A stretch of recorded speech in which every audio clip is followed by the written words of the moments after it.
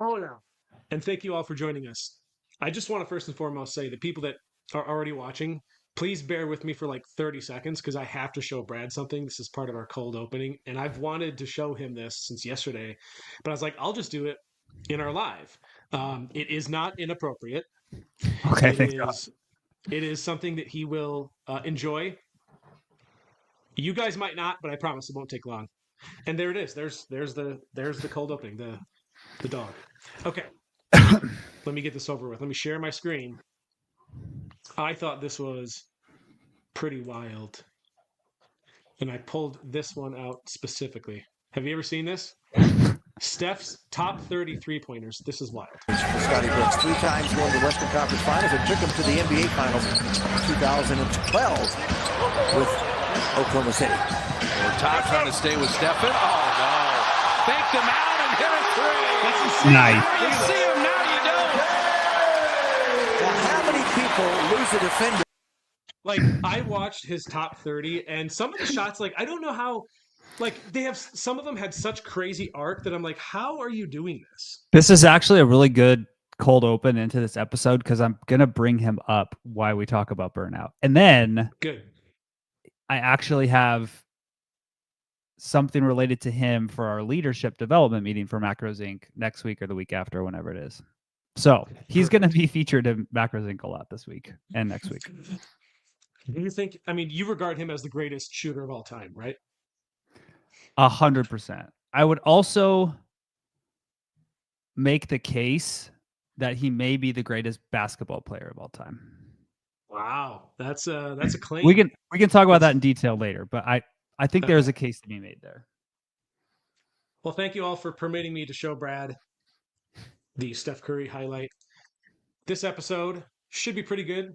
It's about motivation and burnout and fatigue, and specifically, how do I avoid those things? Well, not how do I avoid motivation, but motivation isn't always going to be there. It's an emotion that fades. And so it begs the question, what do we do when we're not feeling motivated? What do I do when I'm feeling burnt out or I'm fatigued? And how do I potentially avoid these things? And let's see, I think it was last year, you did a topic on this at our company meetup in Chicago on avoiding those things, or like what do I do if I'm feeling that way? So I thought that was really good. And there's probably some things that I'm sure you can pull from what you talked about back then and put it into this episode. But yeah, this is a real thing for people, and it's a real struggle, and we've all been there, and we've all had those days where we don't feel motivated, but you got to pick yourself up and keep going. So we're going to dive into how to do all that, and hopefully give you guys some good insights and yeah. So let's get right to it. The probably if we define a couple of these let's just define motivation. That is, I put it as that's the spark that gets you started, but it's not the fuel that keeps you going, right? Because you're not going to feel motivated the same way you did 2 weeks, 3 weeks, 4 weeks later as you did when you said, I'm going to do this. So, and then burnout, that is a chronic, cumulative mental drain from either feeling stressed or overloaded. And then I would say fatigue is different. Fatigue, I sort of think as a physical or mental tiredness. It could be a one day thing. It could be acute, or it could be chronic. It's not always necessarily related to burnout. So that's how I define those things. But do you agree with those? How do you define those three terms? Of motivation and burnout? And motivation, burnout, fatigue. Do you define those similarly? What do those terms mean to you? Because I think that'll probably give us insight into, where we're going with this and some of your solutions and what we talk about. I mean, I think they're all different motivation states, right? And they're all different emotional states. And you can like put definitions on them and like if we talk about like burnout, it's basically a state of exhaustion, whether it's like emotional, physical, mental. Like burnout is basically a state of exhaustion that usually comes from like prolonged excessive stress, right? Motivation is kind of the feeling of having the energy and the drive to do something. And so, probably what we're going to talk about today is a little bit of awareness around those feelings, what they actually mean, and how to honestly assess them. And I think just one of the things to start this episode out is we're probably going to offer you various perspectives on these different concepts, right?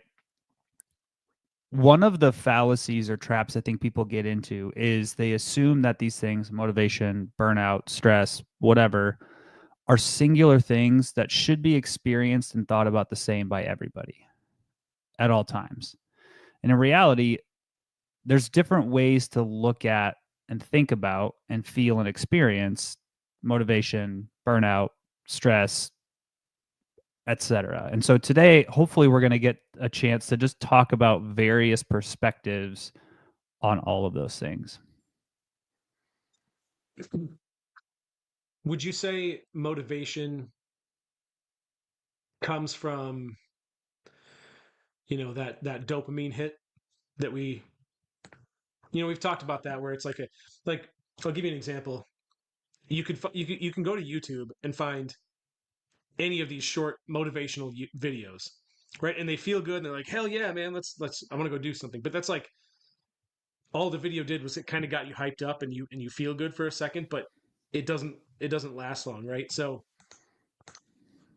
what is motivation at its core? To me, that is more of it's a feeling, it's an emotion, which underlying that you could say is a chemical, a neurotransmitter. Like it's a chemical signal at its core, right? So that's why it's not always there. But yeah, that's kind of, I don't know. Does that make sense? Or am I rambling? I just feel like it's it's that dopamine hit, right? And we feel good for a second, and that's it. Like that's what I feel like motivation is. I mean, dopamine is both a cause and effect of motivation, right? You experience some sort of dopamine hit from a motivational video. So you have motivation to do something.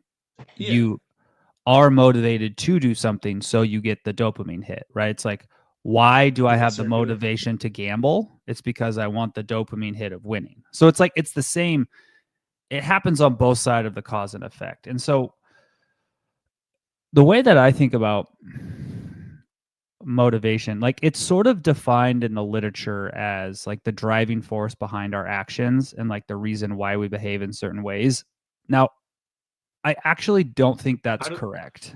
I was going to say I don't think that's true, because we make a lot of decisions subconsciously / unconsciously. Exactly. And a lot of our behaviors and actions are kind of just like pattern loops. Like we just do a thing because we do a thing.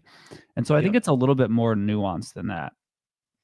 And I think the hard part is, in fact, I think the largest argument I ever got into on Facebook was about motivation because it was somebody who was a psychologist and was like, everything you're saying about motivation is wrong. And I was like, well, maybe by the textbook, but like real life's a little bit different than that. And so I think sometimes it's important to understand that motivation is a part of behaviors. It is not the driving force behind all behaviors.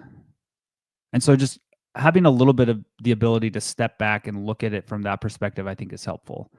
Now, motivation is a part of our decision making, but it is not the only part of our decision making. Yeah. So this to me, and I feel like in this episode, I don't know that I'm going to be much of a help on some of this, because my advice, and this is like my advice to myself and how I handle it is, like this week, I have a ton of stuff to do. Like there's a lot of stuff on my Monday board where I was like, I got to get this done, this done, this done. But I'm not always like chomping at the bit to do it, like, right? Like I'm not like, it's not always like, yeah, I can't wait to do this. I just got to get it done. So I'm just like, whatever. Like today, I don't feel good. Like I got almost no sleep last night. My throat is killing me. I think I might be sick with something. So I'm tired, but I'm sitting here like, well, whatever. I got to get it done. Like so, I just do it, and the motivation's not there. So to me, my advice or suggestion, which I know is not helpful to people all the time, is just do it anyway. But that's not. It's easier said than done, right? Like, Yeah, I mean, I think that's there's probably not good advice. the thing is, I don't think it's bad advice either. I think what happens is people fail to realize that you can game the system a little bit regarding motivation. Like we know it's a little bit of a circular pattern / feed forward pattern, right? In both directions. Like if you are motivated, if you feel motivated and you do something, you feel good about it. So then you're motivated to do it again. On the other side, if you're not motivated and you don't do something, then you're not motivated because you didn't get the result. So you don't get the feedback loop. Now, here's where like your perspective, I think, can be helpful. And I want to put a little context to this. I think there's actually people who are wired such that in order for them to kind of get the activating energy to do something, they have to have some level of motivation to make something happen. Like I think we're all just wired a little bit differently. And then I think there's some people who can do a thing because they have to do a thing regardless of how they feel. And I think we all fall somewhere in that spectrum. But here's what I try to tell people, and this was conversations I had with clients a lot of times. We know that motivation, like the feeling of motivation, is like transient. Sometimes you feel motivated, sometimes you don't. It's fickle, like it's there and then it's gone. And when you think about it from that perspective and you understand that sometimes the behavior itself actually triggers the feelings of motivation, it's a little bit of like, if you know this, just game it. So when you are feeling motivated, just do it. Like stop whatever else you're doing and go do it if you have that ability, right? It's not like if you want to go to the gym at 3:00 in the afternoon and you're in the middle of a work meeting, like you can't just skip your work meeting and go to the gym. But like whenever you're feeling motivated to do something, do it. The other side is if you can just understand and pay attention to the fact that there are times when the feeling may not be there, but if you put the systems in place to do it regardless, you can actually elicit the feeling of being motivated by doing the action. And so it's a little bit of like understand the game that you're actually playing with your own brain and figure out how you can juice that out of the decisions you make. Definitely. One thing that I have done over the years and really come to enjoy is after a long day of doing a lot of stuff, getting a lot of stuff done, you kind of grow to like this feeling of, damn, it was a tough day, like, but I worked as hard as I could. I feel like I got a good amount of work done. Like when you are tired at the end of the day, it kind of becomes, at least for me, enjoyable because I feel good about it. And that sort of, it's not always something you realize in the moment. So you can kind of the reward becomes, I know I don't feel motivated to do this right now, but I'm going to be happy that later that I did it. It's like the same thing as going to the gym. Like I've never regretted a workout in the gym. Like I've wanted to like not go, but afterward I'm like, man, I'm glad I worked out. Right? Like I put in the work. Um, the other point I wanted to make is this: when people are trying to lose weight, and people in our group and people watching this, like, let's be honest, that's most people's goal. 90% of people probably want to lose weight. You have some people that want to stay lean. You have some people that want to build muscle, but for the most part, it's the weight loss. And I think what a lot of people there's a point beyond which a lot of people fail to even get to, and that is they they don't see any results. So like some people just need that short term like they just need a short term win. They just need to see that their efforts are worth it. So then all of a sudden, holy cow, it's working. And now I feel motivated. And then that fuels me to keep going. And so I keep going and I become more disciplined with my habits and behaviors. And it just spirals from there. But the issue seems to be a lot of people can't quite get to that point where it starts to spiral, right? It's that first week, 2 weeks where, yeah, you're going to wonder if this is even worth it. You're going to wonder, is this going to work? And the motivation isn't going to be there. But if you can just power through it and get to that first point where you wake up one day and you're like, my weight's down. Sweet. Now I feel good. And it can snowball from there, right? But you have to get, a lot of people have to get to that point where they see the fruits of their labor before they can start to then, before the momentum really starts to build. You know what I mean? I think a lot of people fail to get to that point. I think this is where the concept and actual practice of mindfulness is really helpful. This reminds me of a conversation I was having with a client 10 years ago or something like that. I don't know. Everything before 2020 is basically the same time frame. Like 1988 from when I was born until January of 2020 is all the same time period, and then everything after is all the same time period. Like I just don't. 2010 was 15 years ago. That sounds ridiculous to me. Like, doesn't that sound insane? I know. Anyways, I'm with you. Okay, so I was having this conversation with a client, and they were like, I don't know why, but I don't feel motivated every day to do stuff. And even within a given day, like my motivation to like go to the gym and eat well and do all these things like fluctuates day to day. I said, okay,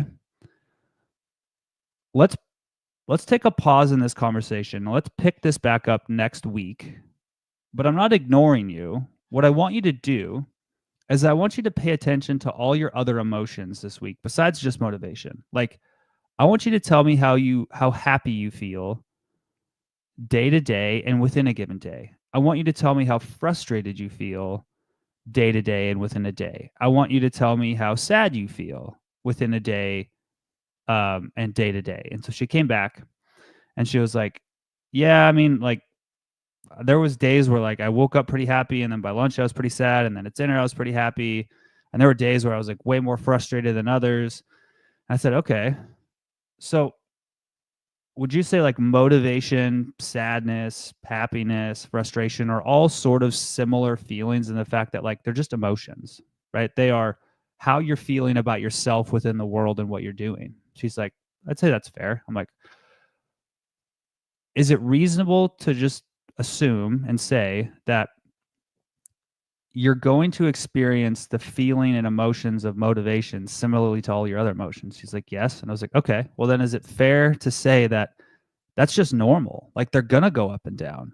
And so what's better is instead of like being upset about the emotions that you're feeling, maybe just pay attention to them, like be mindful of them and why they're there and the fact that they do come and go, and try to work on like, how do I embrace those and how do I try to understand how I'm interacting with the world as I experience those.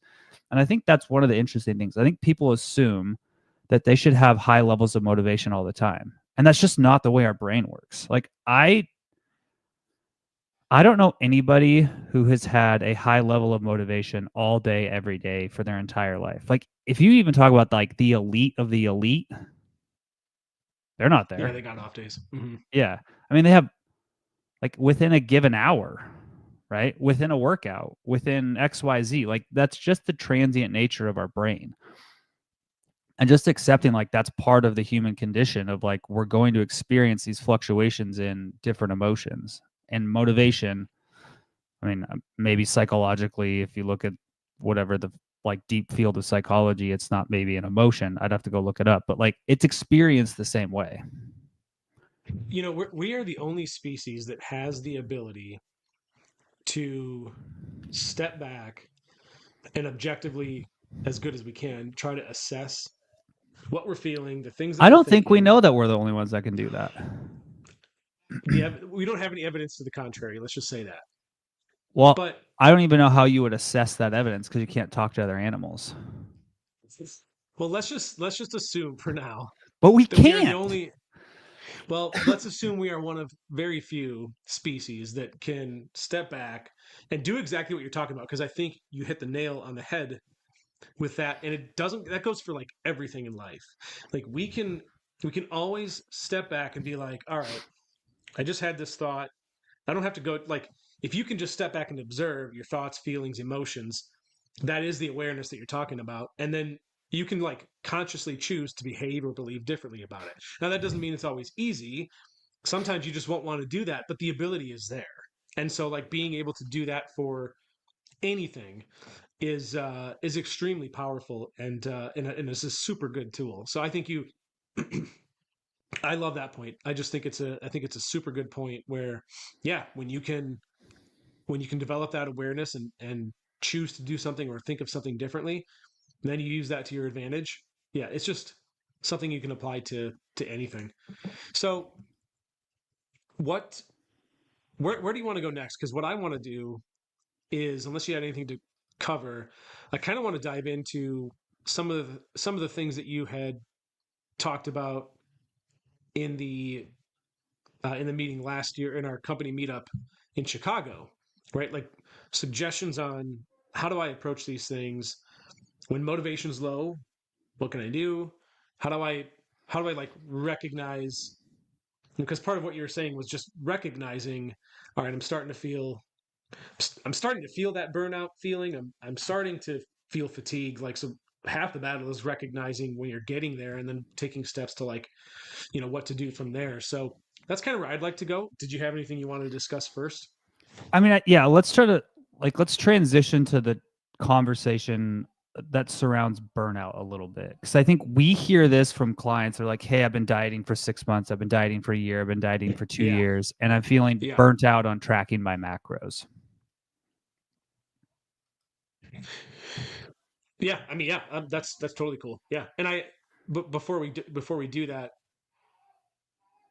I think the thing that I want to emphasize is nobody expects, at least I don't, nobody that I know expects you to be able to track your macros forever, expects you to be able to diet in one phase forever. In fact, when you see these, and let's call this out too, let's call it the fact that when you see these amazing transformations of someone who was really overweight before and now they look totally different, that didn't happen all at once. I guarantee it didn't happen all at once. It's like that probably took potentially several years, a lot of learning, a lot of pain, a lot of crying and frustration. Like that's a hell of a battle to get there, right? Like I just want to call that out and say that's you're going to have those many periods where you're like, man, I don't want to do this right now. Cool, it's all good. You're not going to get it in one swoop. Yeah. So I think let's just start this conversation with one of my views of the world is there are a lot of different perspectives you can have about things, and some of them may be factually true about the world, and some may be helpful, and some may be true and helpful, and some may be not true and helpful, and some may be true and not helpful, if that makes sense. No, And repeat that part. And so one of the things that I was thinking about a couple of years ago, I was just thinking about the concept of burnout. And I started to think, like, of the people who are, and this was really in the context of like clients saying like, hey, I don't want to do this forever, right? Like, how do I work out for the next 30 years of my life? How do I track my food or pay attention to my nutrition for the next 30 years of my life? Like, how do I avoid getting burnt out on doing that? And it got me thinking, it was like, one, I feel like people maybe don't understand what burnout actually is. And two, I think sometimes they don't think about it the right way. Now, I'm not saying burnout's not a thing. And I'm not saying like, people who work like 18 hours a day in like the emergency department and they just see all sorts of crazy stuff, like they get burnout. Like that's a little bit different than what I'm talking about. What I'm talking about is like, I was thinking about, okay, you've got people like Warren Buffett who have been investors for now 70, 80 years, and they do the same thing every day for 80 years. And it's boring. They look at balance sheets, they look at profit and loss statements, they have conversations, and then they maybe make some bets on money. Taylor Swift, she does the same concert over and over, travels around the world, and literally does the same thing every day.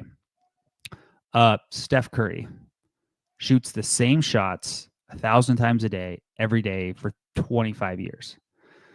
Neurosurgeons, most of like the top neurosurgeons do like the same procedure 12 to 16 hours a day for 40 years, like the same procedure. Like they go in and they clip an aneurysm, like over and over.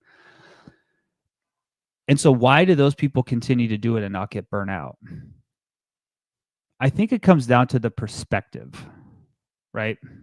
And I think it comes down to there's a little bit of a trade-off of excellence requires repetition for a long period of time. Success requires repetition for a long period of time. And the difference between like feeling some level of stress and burnout is the feeling of like hopelessness. Like there's no end or there's no resolution or there's no way out. And so I think like if I'm thinking about this from a health fitness perspective, is it burnout or is it boredom? Well, also, how much of it is, we talked about this in one of the last episodes, fear of loss, right? I'm continuing to do what I'm doing all the time because what would I do otherwise? So I'll just, like, it sounds like I might as well just keep doing what I'm doing because the alternative is maybe scarier. Yeah. And so part of the talk I gave last year was a series of like questions for people to ask themselves to like do a true accounting and self-assessment of, am I burning out and am I thinking about it the right way? And the questions were, one, is repetition hopeless? Right? Like, is doing reps of the same thing over and over hopeless? Or am I getting better? Right? If you're going to the gym every day and you're doing squatting, deadlifting, bench pressing, running, whatever, like in order to get better, you have to do repetitions, right? And so it's really just the matter of, can I continue to do the reps and get a little bit better, right? It's like, why does Steph Curry shoot 1,000 shots, 2,000 shots a day every day for 25 years? It's specifically so that, hey, maybe if I shoot 1,000,000 shots, I get 2% better. So I have a 2% higher likely chance of making the game-winning shot in the NBA Finals. Like, there is a goal attached to it, right? Same thing with like the gym or tracking nutrition is, if my goal is X, is the repetition of making my meals, going to the gym, setting my alarm, is this increasing the likelihood that I achieve my goal by any percentage? I think if you can take that perspective and be like, are the reps I'm doing increasing my likelihood of succeeding? I think that helps. Two is the outcome or the process the goal? And I think people have to be really honest about that question with themselves. I think we always talk about, oh, hey, fall in love with the process, etc. But I think you also have to try to index to the outcome. I think if you get in the mindset of, oh, I'm just doing it for the process, you start to lose like, why am I doing this in the first place? Correct. Especially when we talk about like health fitness goals. It's usually how I look, how I feel, etc. And so you always have to keep the outcome in mind of why you're doing something. Yeah, that's a good point. The third question is this actually burnout, or is this just a sticking point? Like, is this the first time I'm experiencing true resistance? Hey, maybe the first 30 pounds I lost was super easy. And now it's like, hey, shoot, this is the first time I like have a 3-week stall. Like, I'm not seeing progress, right? And I think a lot of times we don't do a good job of assessing, hey, I'm going through a stressful couple of weeks and I'm not seeing progress. Is that burnout or is that a sticking point? The fourth is, what is your time horizon? One of the reasons that I've seen people really experience burnout, and I'm going to move this more into like it applies to health and fitness stuff, but it also applies to like professionally, is they have a warped perspective of how long it's going to take. Now, warped not in the negative context, like they just don't have a realistic expectation of how long it's going to take, right? When you see stories of, hey, these guys built Instagram in 6 months in their garage and Facebook bought it for $1 billion. Hey, this person, went from 25% body fat to 6% body fat and 12-pack abs in 60 days. You see the outliers and you assume that that's going to be your time horizon. The reality is that's not most people, right? I think about like here at Macros Inc., like the business we're in. I mean, we're in a year, realistically, 8 or 9, yeah. And like, should we have, gone to X revenue and sold for X dollars and retired on beach with private yachts and whatever. Like, no. We still have decades of work we have to do before we are who we should be, right? And so having the appropriate time horizon, I think, is really helpful. Because if you get in your head like, hey, I should have been here by 6 months, and it's 6 years in and you're not there, of course you're going to have, like, you're going to start to feel hopeless. You're going to be like, oh my God, I'm not where I'm supposed to be. But who said you're supposed to be there at that time frame? And then the last piece is, are you building competence? And when we talk about like health and fitness stuff, competence usually centers around your belief in yourself that you can make the decisions that you want to make. And so I think, one of the things that I think about, and I think I'm going to see if I can pull up this chart that I showed, is as we do more and more of something, we have this self-expectation of I should be getting better and better and better, right? However, if you're not building the skills and the competence over time, you're going to have a mismatch between what you think you should be able to do and what you're actually able to do, right? This is like where the fable of like Milo and the bull, right? Milo's young. He starts out carrying his cow every day, and every day he carries it, and the cow gets a little bit heavier every day, but he's like, every day it's 1 more pound so we can handle 1 more pound. This is where like you don't notice it. Yeah. The fable of like progressive overload, right? Now imagine if you were Milo and you just watched the cow get bigger every day, and then 3 years in you decided to pick the cow up. You wouldn't, right? And so this was one of the graphs I shared. I'll see if I can share it here. When I gave that presentation of like, your risk of burnout happens, or it goes up when, as time goes on, you have higher expectations of yourself, but you don't continue to develop competence. If you continue to develop more competence around what you're doing as time goes by, you're going to be less likely to burn out because you're going to be able to meet whatever the next challenge is. And so you're going to have less of a feeling of like hopelessness. All right, that's my 14-minute soapbox. So I think I should probably let you talk at this point. Well, actually, no, what I was going to say was when you talked about the time frame, right? The time expectation. One of the points I wanted to make was we have a warped idea of how long something should take, because we as outsiders, when we look at someone that we consider successful, we only see the outcome. We didn't see their process. So to us, it looks like they became an overnight success, but it probably took them a long time, and we didn't see the blood, sweat, and tears that they had to go through, right? So we have this fallacy of judging ourselves based on what we think a realistic time frame is, and that realistic time frame that we think is based on not being able to see the process someone else went through. I think of somebody mentioned crumble cookies. Do you guys have crumble cookies in I'm assuming you do, Spokane or wherever? We might. I don't know. Let me see. The reason I bring them up is apparently we do. I have never been. So they get brought up in the group once in a while, but the reason I chose them is they started in it might have been like 2015, 2016 or something like that, as one store. Actually, they're in Oregon, so not far from you. I think it was in Oregon. Either way, it was like two cousins that started a store, and now they have like stores all across the United States. I think they're in Canada too. So like they've really exploded, and it seems like a short time frame, but I guarantee there was a ton of stress and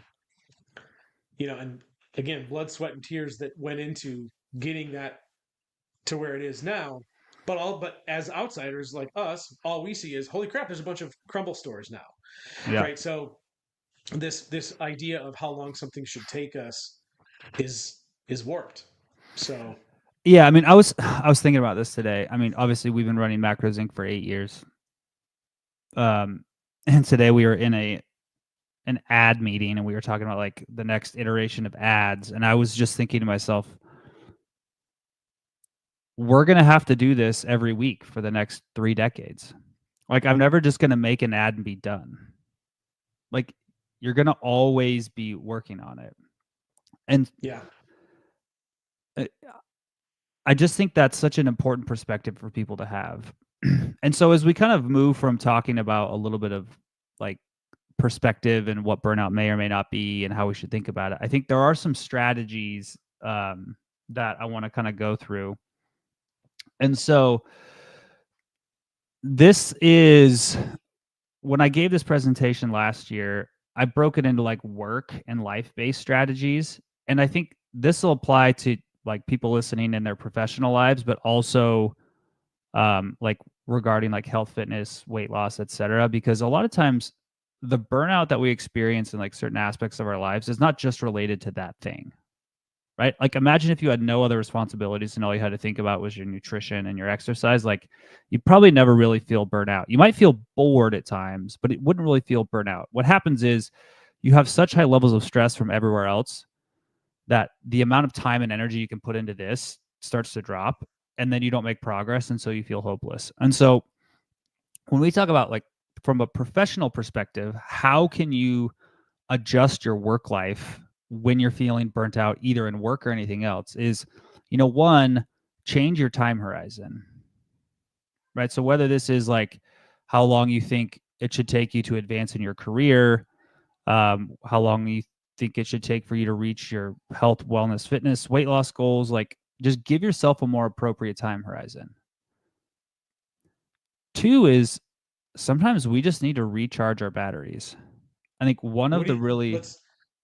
What does that mean to you? I'm curious because I agree with you, but that right there, recharge your batteries obviously means something different to everybody. Just curious, what would that mean for you? Well, I mean, so I think before I go there, in the United States, we have a lot of great things about our culture. One of the things that's not great is taking time for ourselves to like recharge is so low on the priority list. It's like not even there, right? I think we've had some people from like other countries who've come to work for us, and they're like, "Oh yeah, I've got 8 weeks of vacation planned," and I'm like, "What?" And they're like, "What do you mean what?" Like it's such a different thing. So I think I think this looks different for everybody, right? Sometimes it means taking a vacation.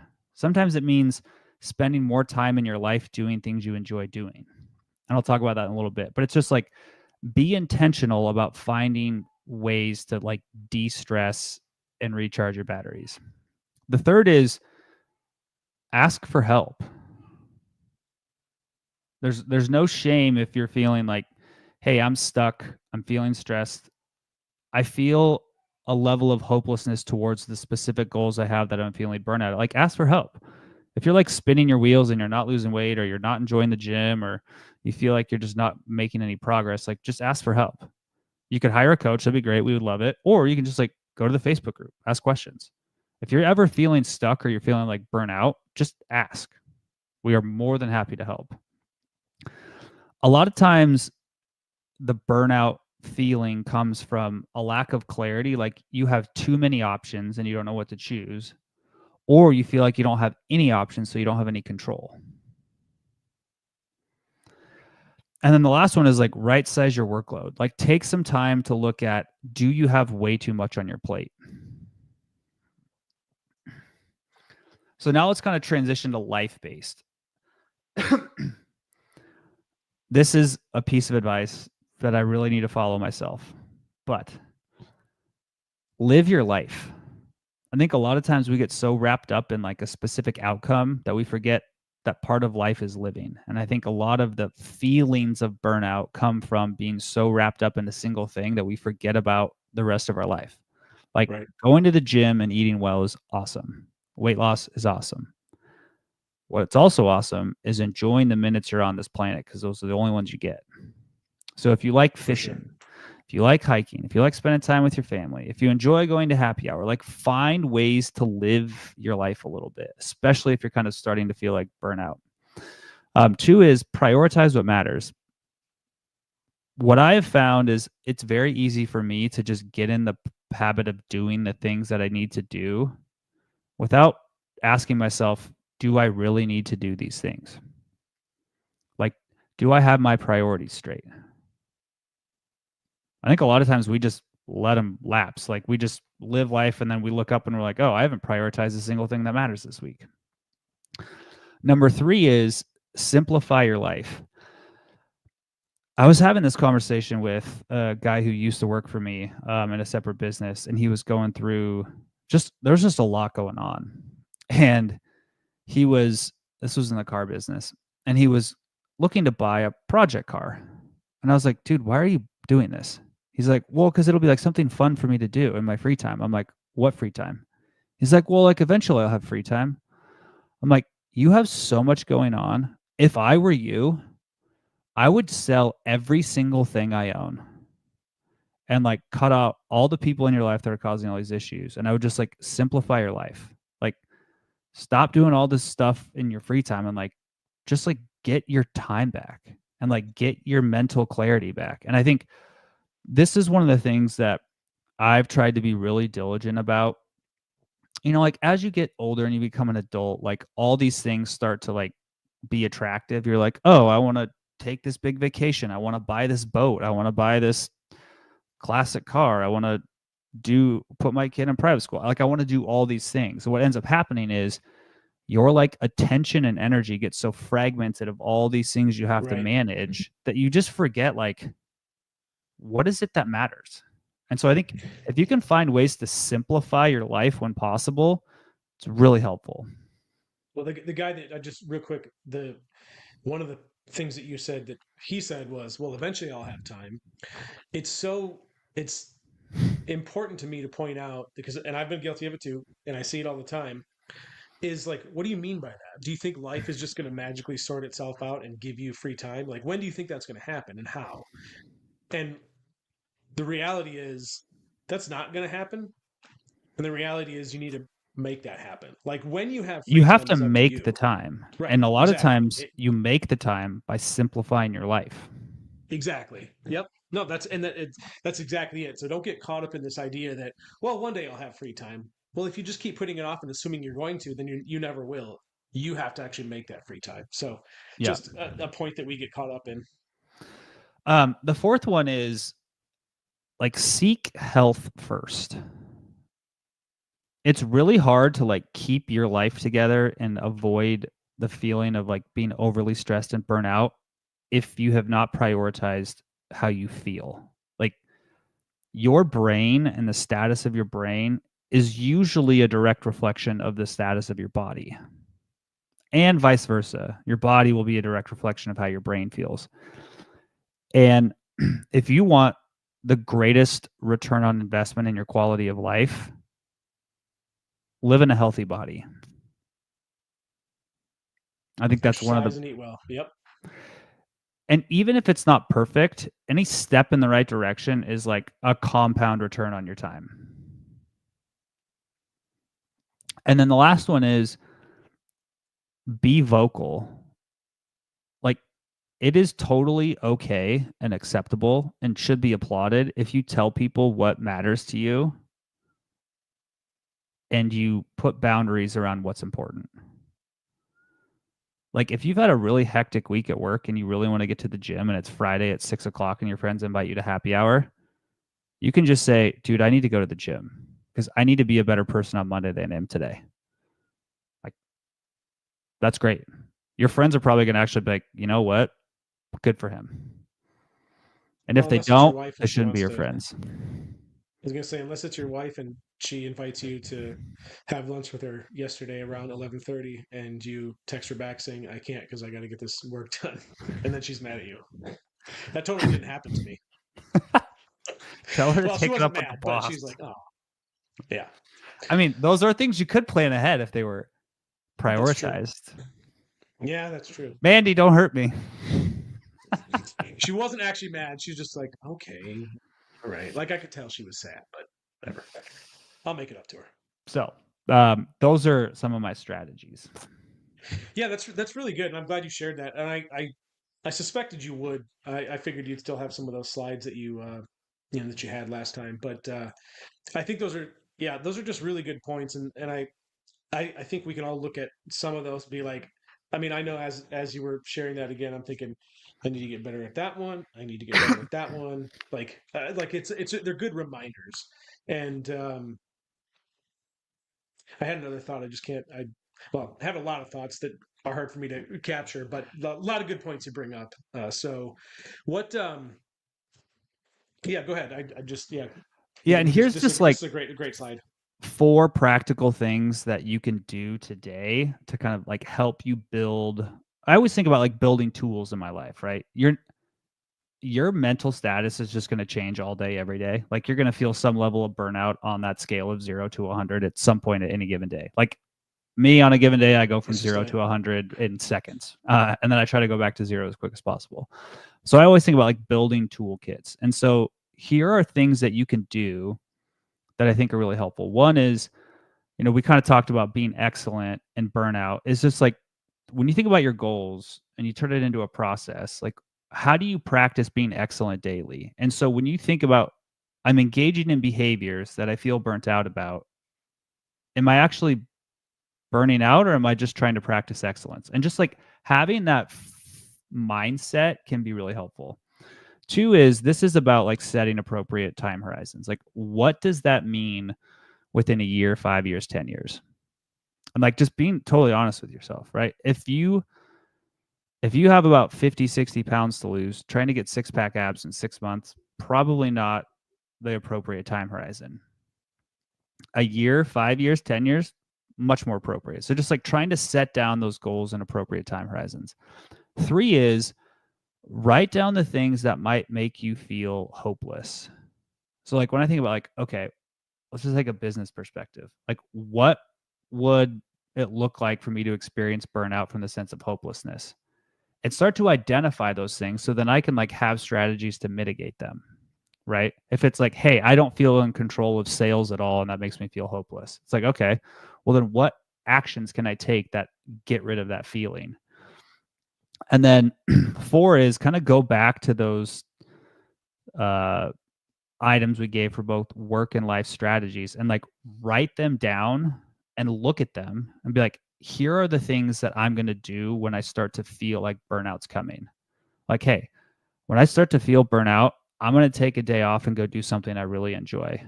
Hey, I'm starting to feel burnout. I'm going to simplify my life. Hey, I'm starting to feel burnout. I'm going to talk to somebody about it. Hey, I'm starting to feel burnout. I'm going to reprioritize my work week and my life so I actually have time to do the things that I want to do. Do you ever, let me ask you a question. Do you ever, when you find yourself stressed out, overwhelmed, you're like, there's a ton of work I got to get done. One of my strategies or coping mechanisms, and this may be foolish, it may be the stupidest thing ever, or maybe it's wise. But I always think like, I always take a step back and I'm like, it's going to be okay. And I'll figure it out and I'll get it done. And the reason I can say that is because if I look at things in the past, I've been stressed many times before. There have been many times I wasn't sure how I was going to do A, B, or C. But like, they eventually got done. We eventually did it. So do you ever take that approach where you're just like, I'm stressing about it, but you know what? Like, I'll figure it out. Like, I just got to figure it out. Like, yeah, it's as I simple also as that. Like, it's simplified, but like, I'm just like, I'll figure it out. And I chalk it up to something as simple as that. I also just think like, fortunately, in the things that we do for jobs, no one's gonna die. That's a good perspective. Like, compared to the extreme, yeah. I mean, like I feel fortunate that I don't go into work every day and like people don't die. Well, actually, because I mean, think about doctors that perform surgeries. They put people at risk of. And that's if I do one wrong thing, yeah. That's a whole if I different. do one wrong thing, somebody could be totally brain dead, right? With my it's crazy. And when we talk about like true burnout and things like that, that's a totally different conversation. Like when you talk about like ER physicians, trauma surgeons, like that's a totally different black box of psychology that I can't even begin to try to unravel. You know what, though? Honestly, 5 to 10 years, physicians are just going to be robots anyway, so we're not going to have to worry about that. No. Dude, they're going to have AI. Radiologists will probably not be there, but like the rest of medicine won't be there. Won't be there, you just said. You mean will be there. No, won't be there. Radiologists will be replaced, but like everybody else won't. I don't know, man. I think it's only a matter of time you're going to have robots performing brain surgery. Okay, I'm going to pose this question to you. We have enough data on autonomous driving cars that they are orders of magnitude safer than humans. Yeah. But we legally do not allow all cars to be autonomous yet, right? So you're saying that this is a matter of red tape. This is a matter of what is humanity willing to take on in terms of risk that we have outsourced from humans to everything else? Like, yeah, who are you going to blame when when the code in a robot goes bad and someone dies? Yeah. Like, even though the math would make sense that we should do that, we won't do it because, like, that's just, we're emotional beings. We're wired like that. What you're saying is that we would have the technology and ability to do it, but actually implementing it and doing it is a whole different thing. That is the problem with all things. Like, we know all of the things you need to do to reduce your risk of most chronic diseases to really low. Like, we know, but we cannot apply it. Yeah, that's a good point. Sorry, I interrupted with something, but I think you were going to go off to discuss something else, but then I brought up AI. Oh, I was just going to say, whenever I feel like life's going to hell in a handbasket, I just go to the basketball court and just shoot baskets by myself. Just shoot? Yep. So that solves all problems. I want to read something to you real quick, though. This is from... Do we have any questions or comments either that people want us to tackle before we sign off here? We haven't gotten any. But if anybody... I mean, we'd like to answer questions, so please put one in the comments section if you do have one. But I was going to read this to you, though. 2026. Scientific discovery goes exponential. AI starts running experiments, not just helping, leading. Models generate hypotheses, design experiments, and simulate outcomes. Research cycles that used to take years collapse into days. Breakthroughs in medicine, physics, materials everywhere. The scientific method gets a software update. Do you find that more plausible?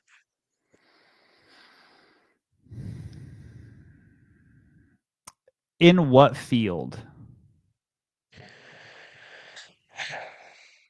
I didn't get that nuanced with it, but let's say, what about the work you used to do? I mean, the problem is there's still so much work that you have to like manually do. But you don't think, but surely AI can accelerate at the very least some of that work, no? I mean, yes. But my question is going to be like, what is the application of that? Yeah, I guess that's the part we gotta see. We don't know. I started reading this book. I'm gonna see if I can have it on my shelf.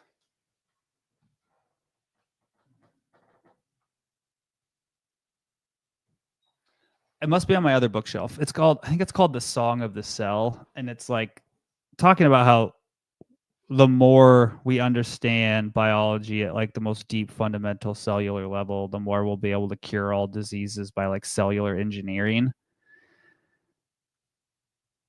I just don't think that's ever going to be the case.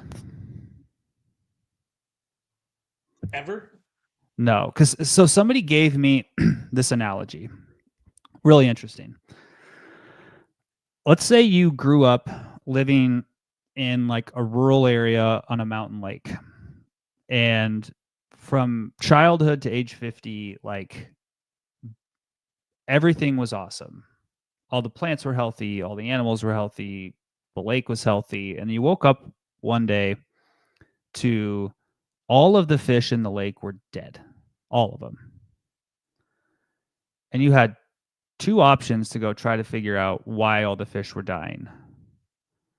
One option is you take all of the fish and you sequence all of their DNA and you get every piece of information from every cell in the body of that fish, and then you re-engineer the fish from the ground up, and you recreate them and you restock the lake with those fish. Or you go to another lake and you determine what changed in the environment that caused all the fish to die. And then you just restock the lake with new fish, the same fish, but you've solved the environmental problem. And it turns out it was just some river upstream from a mine was polluting the lake. Yeah. What's the more likely scenario to solve that problem? It's the second one. Like, it's obviously the second one, right? And like, when I think about how we're starting to, the deeper we get in the like cellular biology of the current health issues we face, I feel like the further away from the solution we're actually getting. This is coming from somebody who like did molecular biology work. Yeah. I don't think it's not important, because like we've cured a lot of diseases, right? Like, we have treatments for like hepatitis, we have treatments for infectious disease, like we have all these things. But there's a little bit of the like, yeah, I think the deeper we go, the further we get from the actual truth. That's an interesting perspective.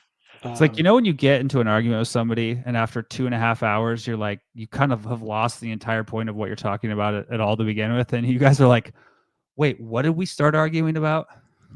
Honestly, that's probably how people feel watching this show. That we had a point, and then at the end we just talk about something else, and people are like, "What the hell were these guys talking about?" Yeah, I don't know. It's crazy. But no questions yet. I'm kind of saddened by that. I will say, I thought this was a great episode. I appreciate you sharing those slides again, and I hope people feel like they could take something from this and apply it. Got anything else you want to add? I would just like to confirm that the 2023 study that came out that said people who have higher levels of caffeine in their blood are more likely to have a lower risk of type 2 diabetes. So ipso facto, drink more coffee, be more awesome. I wonder if that reduces. I posted about this a long time ago, but it just like came up again on one of my like science news websites that I follow. I wonder if it reduces your risk of anything cardiovascular and or like Alzheimer's or anything brain related. I would think it would have some sort of effect on that. Yes, it does. It also reduces your risk of developing Alzheimer's and dementia. However, I am not convinced that it is cause and effect. I am maybe a little bit more convinced that it is a reflection of your otherwise habits and lifestyle. Right. Yeah. Like a lot of things. All right. Well, that concludes this episode. I got nothing else, but I appreciate you all watching, and a huge thank you for sticking with us. We will be back next week with another topic. And for anybody that didn't catch the whole thing, I always upload this episode later. So this should be up tomorrow, and you can watch it back on our YouTube channel. So with that being said, I guess we can duck out of here. Bradley? Let's do it. Great episode. All right. Bye, guys.